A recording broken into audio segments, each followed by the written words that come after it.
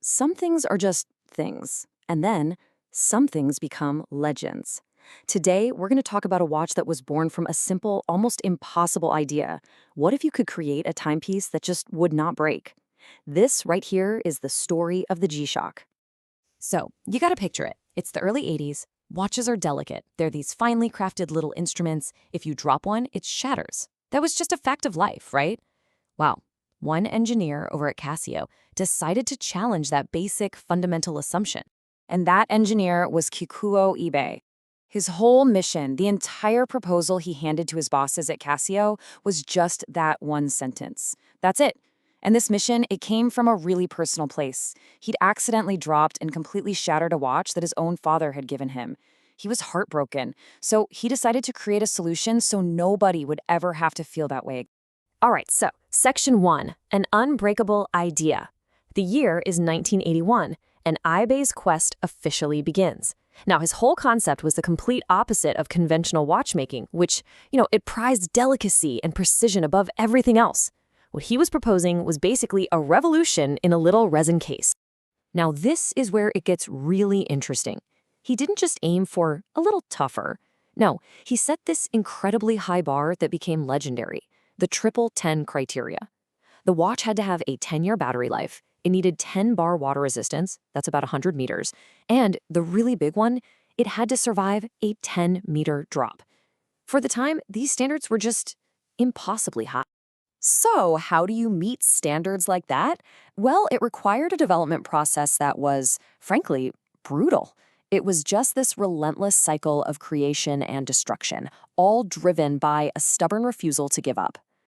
Their method was just wild. eBay and his small team would build a prototype, they'd take it up to the third-floor washroom window of their R&D center, and they'd just drop it 10 meters to the ground below. It would smash, of course. Then they'd analyze all the broken parts, try to strengthen them, build a new one, and do it all over again. They went through over 200 prototypes this way. 200! So his first instinct was probably what you or I would think. Just wrap the whole thing in a ton of shock-absorbent rubber. But it just didn't work. No matter how much cushioning they added, the core would break, and the prototypes just got bigger and bigger. I mean, at one point, he created a test model that was literally the size of a softball. Clearly, this approach wasn't going to cut it. So development pretty much ground to a halt. Ibe was totally demoralized. He was on the verge of quitting the project entirely. He gave himself one last week. On the final day, with no solution in sight, he went to a park next to his office. He saw some kids playing with a rubber ball, and as he watched it bounce, he had this incredible idea. What if the core of the watch, the module, what if you could just float inside the case, just like the center of a bouncing rubber ball? That one moment of inspiration changed absolutely everything. It was the key that unlocked the entire G-Shock concept, and it gave birth to the design that we still recognize even 4 decades later. And this was the big breakthrough, the hollow case structure. Instead of trying to absorb all the shock from the outside, IB designed the case so the sensitive timekeeping module, the heart of the watch, floats inside, only protected at a few key points by cushioning material. All those rugged, angular design elements you see on a G-Shock, they aren't just for show. They're direct results of this function-first principle. But this revolutionary design didn't become a legend overnight.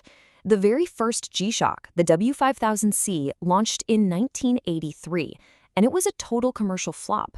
People thought it was too big, too rugged, just too different. But then, a TV commercial in the US showed a hockey player using one as a puck, and it survived. After that, sales just exploded. By the 90s, it wasn't just a tough watch anymore. It was a full-blown cultural icon, adopted by skaters, surfers, and the whole streetwear scene. Okay, on to our next section. More than just tough. Because the G-Shock's identity isn't just about surviving a drop or looking cool on the street. It actually earned its stripes in some of the most demanding professional environments in the entire world. Its toughness isn't just marketing hype, it's officially recognized. I mean, it's not just popular with soldiers, it's actually adopted by them. 4 different models have been assigned a NATO stock number. That's a 13-digit code that identifies standardized gear for NATO forces. That's a huge deal. Models like the DW9052 were even issued to Navy SEAL candidates during their grueling BUDS training. And what's so cool is that its credibility on the battlefield runs completely parallel to its credibility on the street. It became a staple for musicians like Pharrell Williams and Rihanna, and it was even a favorite of the late fashion designer Virgil Abloh. I mean, think about it. How many things are equally at home in a skate park, on a military base, and at a high fashion show? Not many.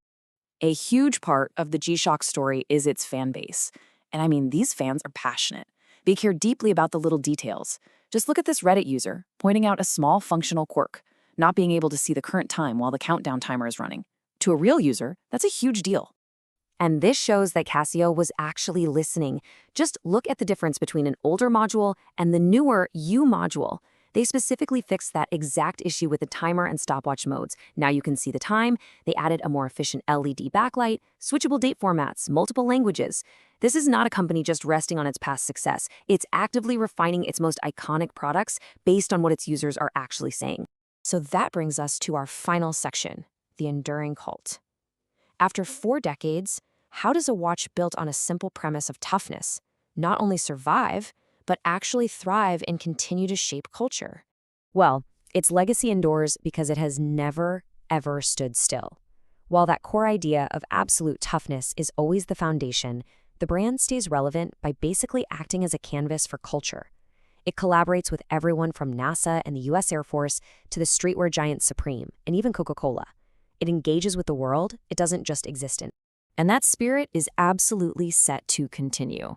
As Johnny Arazo from G-Shock UK puts it, the brand is always focused on the next chapter. It's all about constant evolution and innovation, making sure the watch that refuses to break also refuses to become a relic. And that leaves us with a final thought. We live in this age of smartwatches, right? They have these beautiful, vibrant screens that you have to charge every single night and that can shatter from a shortfall. So in this context, what does it mean to wear something that was designed with one primary goal, to endure no matter what? Maybe its value isn't just in telling the time, but in making a powerful statement about resilience itself.